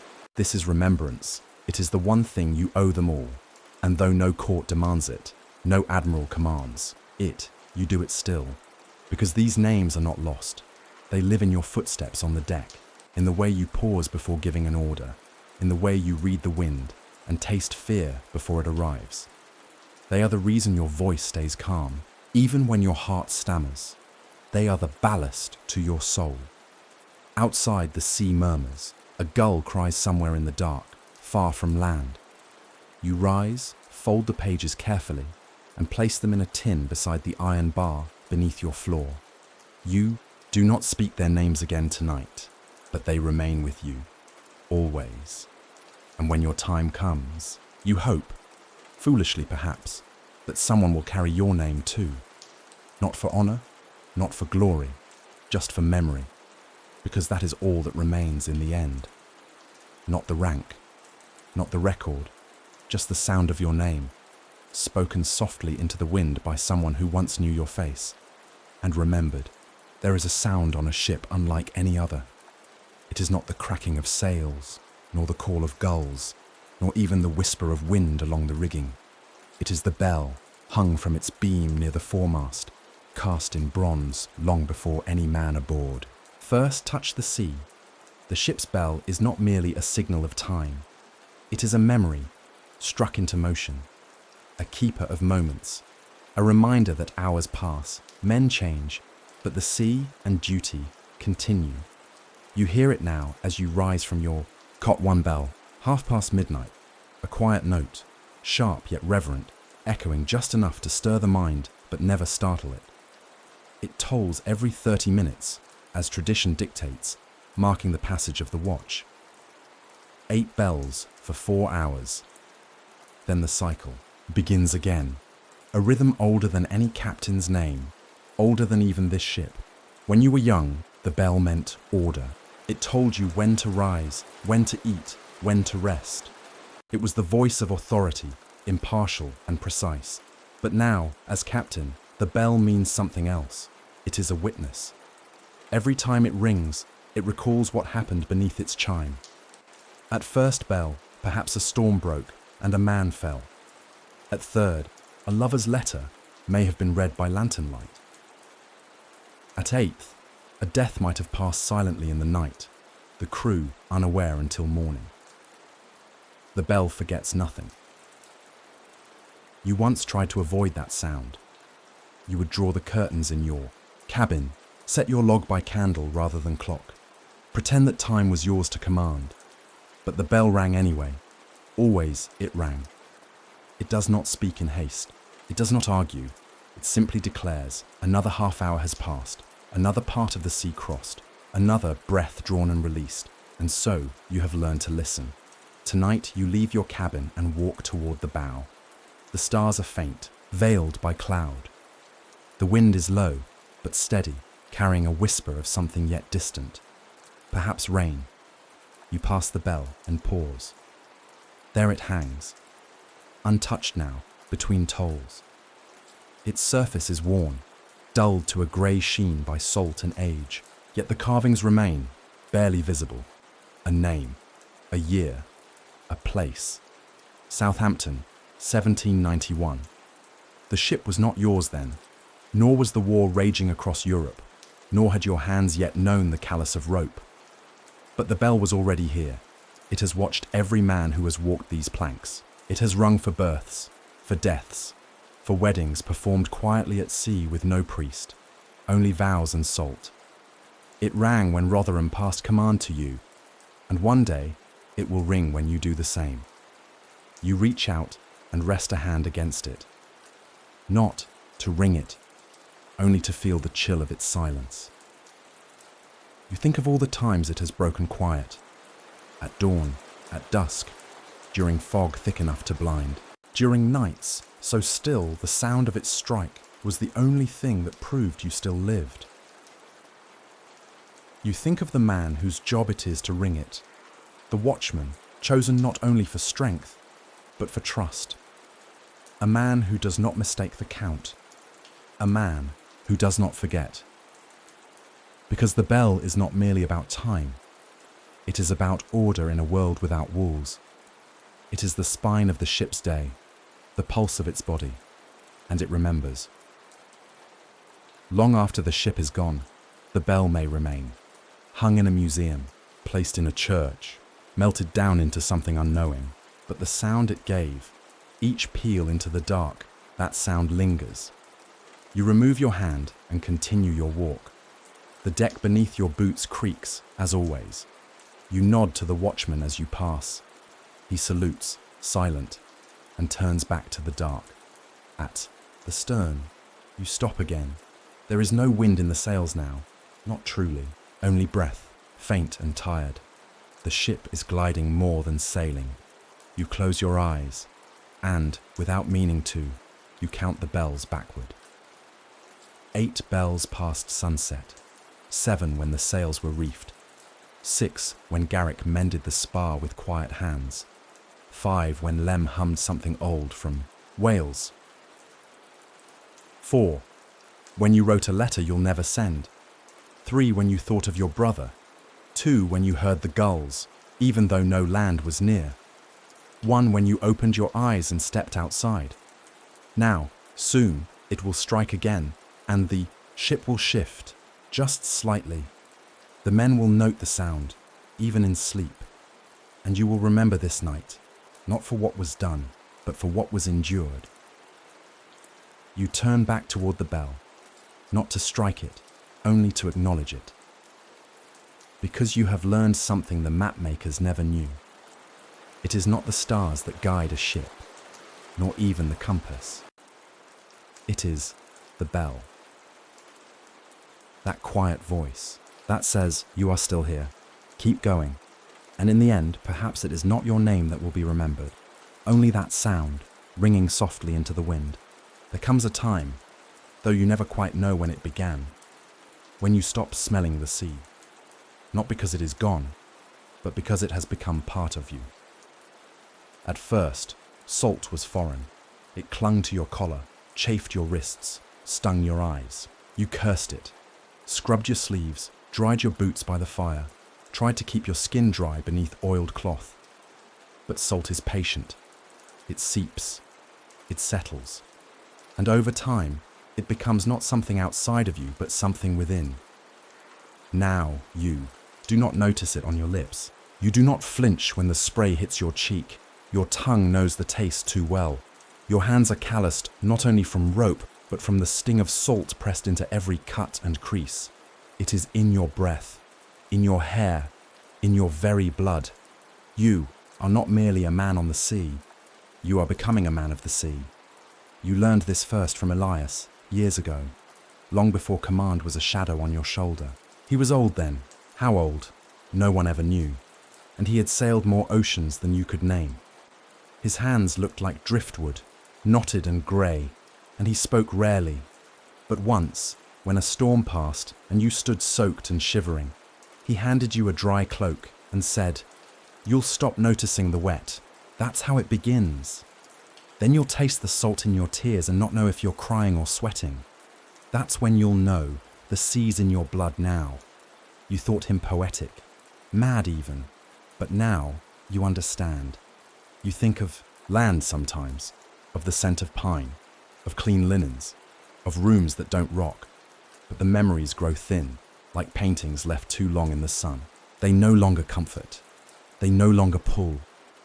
When you dream not of roads or houses, but of tide lines, of stars rising behind sails, of the weight of anchor chain drawn from deep, dark places.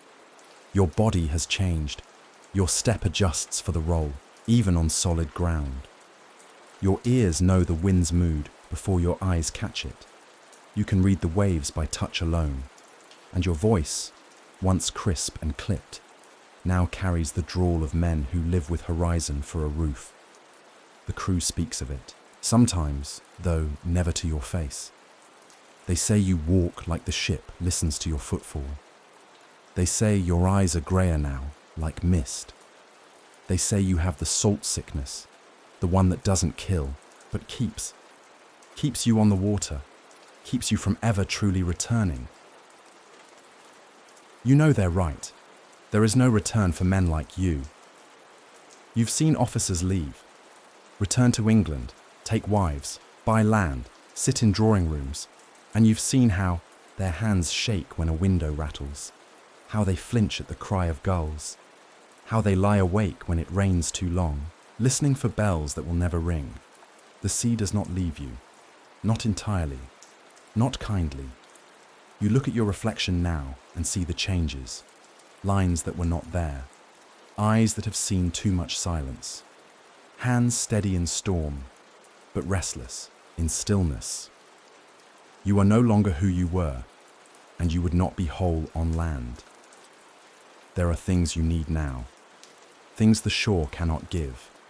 The creak of the mainsail as it leans into wind, the way the sky opens like a wound before sunrise.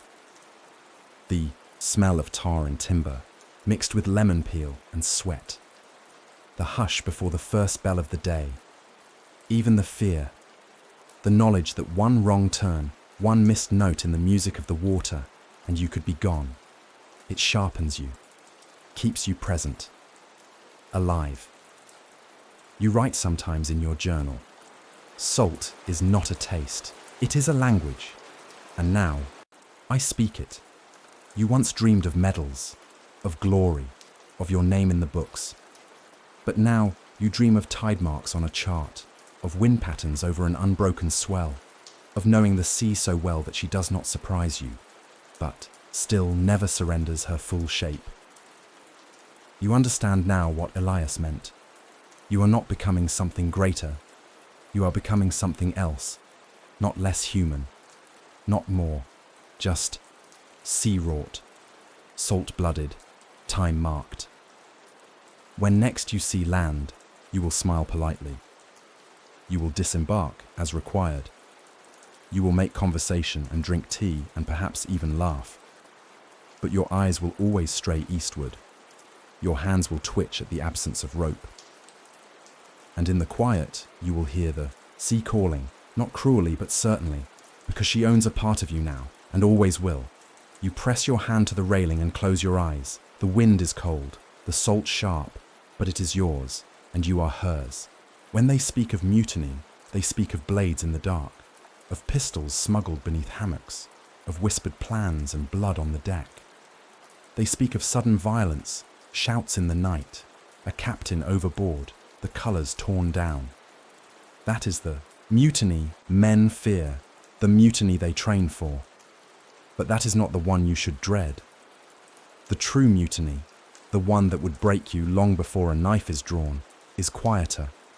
It begins with silence, with glances not returned, with jokes told among the crew that die when you approach, with the shift in how orders are answered. No longer I, sir, but I, with a pause that tastes of doubt. It begins when you begin to question if they still believe, in your voice, in your compass, in you. Because a ship is more than timber and canvas. It is belief, it is consent. It is a covenant between leader and led. And once that is broken, no lash, no rule, no iron can hold it together. You have seen it once, only once. But once is enough. You are not yet captain, just an officer, new to your coat, proud of your stripes. The ship had lost 2 men to fever, a third to accident. The air was heavy with something unspoken. The captain, rigid, unyielding, pressed harder, ordered more drills, shortened rations. He thought to tame disquiet with structure, but fear is not calmed by commands. It ferments, and one morning, the men simply hesitated. A simple order, furl the foresail, but the hands looked at each other first, waited, then moved slowly. That hesitation was louder than a cannon. The captain didn't see it, but you did, and later you felt it rise again, when charts were questioned too openly, when one man grumbled and 3 others nodded, when the cook began setting aside extra for a select few. The captain saw only obedience. You saw the edges. It never erupted, not fully. But that crew did not sail again after. They made port, and that captain never took another commission. Now, years later, you stand on your own deck, and you watch for it, the mutiny that never shows its face, the one born in boredom, in hunger, in grief, the one born in you, in every time your voice falters, your order wavers, your eyes betray doubt. You do not rule by fear, you rule by faith. And faith, once cracked, is slow to mend. You listen closely now, not just to what is said, but to what is not. You watch for patterns, who eats beside whom, who trades watch shifts too often, who sharpens their blade a little too long. You pay attention to McNeil's eyes, to Garrick's tone, to Lem's silences between songs. They are not signs of disloyalty, not yet, but they are signs of strain, and strain is where it begins. You understand now why Rotherham was so still, why his face held stone even in laughter, why he wrote everything, every small change in routine. He was not afraid of death. He was afraid of losing the thread, that invisible tether between command and consent. You find yourself doing the same, changing watch orders at odd times, rotating duties not because they must, but to prevent clicks. You speak to the crew with care, not falsely, but deliberately. You allow complaints, but never let them fester. You punish, but always explain. You know the edge too well now, and you walk it daily. You remember something else Rotherham said once, almost a whisper as he passed the wheel to you. You'll know when it's too late. When the men obey, but no longer look you in the eye. You have not reached that point. But some mornings, you wonder how far you are from it. Because leadership is not a crown. It is a mirror. It shows you what your crew reflects. And if what you see is doubt, then you must answer, not with wrath, but with certainty. Even when it costs you sleep, even when it costs you kindness. Because a ship does not survive mutiny of the heart. The knives come later, but the true wound comes first, unseen. You pause at the helm and glance back at the crew. They move well tonight. Lem hums softly. Garrick grunts as he shifts a coil of rope. McNeil watches the horizon, jaw tight but loyal. You breathe easier, but not easily, because peace at sea is always watched, never assumed. You descend to your cabin, close the door, and write in your journal. Today, no signs. Tomorrow, uncertain. Watch McNeil. Speak with Lem. Sleep if time allows. You lay the pen down and listen for the creak in the wood that tells you someone passes overhead. You listen for the sound that is not there, the stillness that warns more than any scream. Mutiny is not loud. It is slow. But once it begins, you are already too late. The first man who sees it says nothing. Not at first. He merely narrows his eyes, leans forward slightly, and grips the rail a touch tighter. His lips part, then close. He blinks once, slowly, like a man waking from a deep and uncertain dream. Then, the words come, soft, measured, almost reluctant. Lancer, dead ahead. 3 simple words, and yet they change everything. You step from your cabin and climb to the quarterdeck, boots tapping the worn wood, shoulders stiff from another sleepless night. The morning is pale. The sky has not yet committed to blue or grey. The sea lies strangely still, too calm perhaps, as though holding its breath. And there it is, the shore, a smudge at first. A suggestion of shape, a promise half kept. The crew gathers, not in chaos, but in motion. Quiet, deliberate, charged, with something electric. A murmur spreads from man to man. Eyes sharpen, postures change. There is no cheering, no song, only silence, filled with something close to awe. Because land, after long days of water, becomes more than a place. It becomes myth, a thing spoken of, but not trusted until seen. You stand at the rail, watching it draw closer. The coastline is not dramatic. It does not rise in cliffs or announce itself with towers. It is gentle, sloping, the kind of land that does not demand notice, but offers it. And yet, your heart stirs not with joy, but with unease. Because every sailor knows, the most dangerous part of a voyage is the end, the moment where vigilance relaxes and illusion creeps in. Land means safety, or so they say, but you have learned better. Land can mean ambush. Land can mean plague. Land can mean orders that end the voyage entirely. And worst of all, land means returning to a world you no longer fully belong to. You hear Lem behind you. I can smell the trees, he says, almost to himself. Didn't know I missed him till just now. You nod, but say nothing. You do not smell the trees. You smell damp canvas, salt, the faint tar of the ropes. You smell home, and it is behind you. You watch McNeil move through the crew, steadying them without words. A hand here, a glance there. He senses what you sense. That hope, untempered, can be dangerous. You issue orders, drop speed, trim the sails, sound the depths. Standard, necessary. But more than that, a way to anchor the crew's excitement, because already they are somewhere else. Their thoughts are on ale, on letters, on the warmth of someone waiting, or at least the hope of it. But your thoughts are rooted here, in this moment, this transition.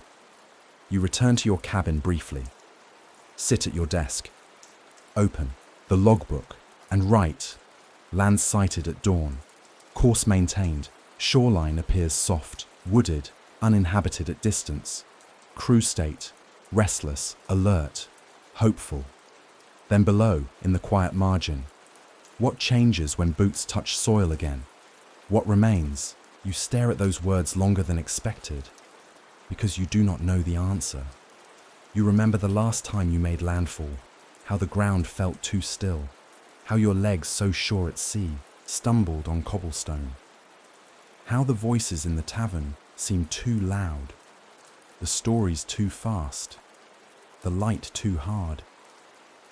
You remember eating bread and missing biscuit, drinking ale and missing brine, sleeping on a bed and missing the sway that lulled you each night for months. You remember thinking, I do not belong here, and now you approach that feeling again. The crew prepares to lower anchor. The harbour comes into view, framed by two jagged points, a narrow entry, a stone jetty, distant buildings, whitewashed and sleepy. It looks safe, but so did others. You stand with your hands behind your back and wait, not for land, but for the weight, the one that will settle into your chest the moment the anchor hits and the sails come down, because that is when it ends. Not the voyage, not entirely, but the command. Here, you are captain. There, you are something else. You watch the coastline shift from shape to texture, from shadow to substance. You feel the men stir with a kind of reverence, and you feel the first shiver of doubt. Not about them, not about your duty, but about yourself. Will you know how to walk without the pitch of the deck? Will you know how to speak without the roll of the waves behind you? Will you remember how to be still? And worst of all, will you be content? You glance at the iron beneath your feet. You know you'll carry it ashore, not physically, but it will go with you. Every name, every choice, every toll of the bell. The ship will anchor, the voyage will pause, but the sea does not let you go. Not fully. It waits, and you know you'll return, because land is not your home, not anymore. Landfall. A word that should feel like triumph, but to you, it feels more like a quiet surrender. The sails are bound, the deck washed, the men restless in their silence. The journey is over, at least the portion marked in charts and logged in pages. The harbour ahead lies drowsy beneath the morning light, its buildings pale and neat, its sounds too crisp, too clean. The ship rocks gently on the tide, as if unwilling to let you go. You stand at the starboard rail, staring at the land, unmoving. There is no wind in your coat now, no salt spray across your cheek, only stillness, and with it, a hollow echo where purpose used to ring. The crew prepares without needing your voice. They know what this means. They know the rhythm of endings. They tie off lines with care. They speak in hushed tones, unsure whether they should celebrate or mourn. You do not yet descend. Your boots remain planted on the planks. This ship has held you for months, cradled your thoughts, borne your burdens, absorbed your footsteps into her timbers like secrets. And now, you are meant to walk away. The thought feels absurd, not for the ship's sake, but for yours. Who are you ashore? What name do you answer to when there is no bell, no rank, no watch to mark your hours? You do not know. You only know that the sea has carved her shape into your bones, and you are not ready to forget her. You walk slowly across the deck, touching familiar places with your gaze, places that once held urgency and now hold memory. The chai's spot where Fairchild fell. The rail where you first stood during storm. The hatch where Elias told his final tale. Each plank carries a whisper, each rope a question. You descend into your cabin one last time. The lantern is out. The journal lies, closed, its pages filled to the final line. Your coat hangs on the wall, salt stiff, worn smooth at the cuffs. On the floor, beneath the panel, the iron bar remains. You kneel, lift the board, and look at it. Not to take it with you, but to acknowledge its presence, the weight you carried. The names you bore, the silence you kept. You close the floor and rise. There is nothing more to say. Outside, the sun has begun to rise, casting gold across the harbour. You step out, and there, waiting at the top of the gangplank, is McNeil. He does not salute. He does not speak. He only holds out a folded paper, the last entry for the voyage, signed and sealed. You take it. You nod. He nods in return. That is all. A small parting, simple and exact, because between men of the sea there is no need for ceremony, only recognition. You descend, one step, then another. The gangplank groans underfoot, and each creak sounds louder than the last. You reach the dock, land, solid, unyielding. It feels wrong beneath your soles, like standing on another man's spine. You walk a few paces, then stop, turn, and look back. She floats there, still as breath. Your ship, not grand, not famous, but yours. Her hull patched, her sails mended, her deck worn thin by storms and salt. But she lived, and so did you. You raise your hand, not in farewell, but in respect for what was shared, what was survived, what will never be spoken aloud, and then you turn and face the land. Already it feels foreign, the voices too sharp, the scents too many, the time unmarked by bells. You walk, not fast, not far. You find a stone bench near the edge of the quay, sit down and breathe. And in that breath, you realize you are not leaving the sea. Not truly. You are carrying her with you, in your steps, in your silence, in the rhythm of thought that still counts, time in watches and tides. When you sleep tonight, it will be on a bed that does not move, and you will wake missing the groan of timber, the call of gulls, the hush before dawn. You will sit at breakfast and wonder why the tea tastes dull without salt in the air. You will walk through streets and still lean slightly, unconsciously adjusting for a roll that never comes.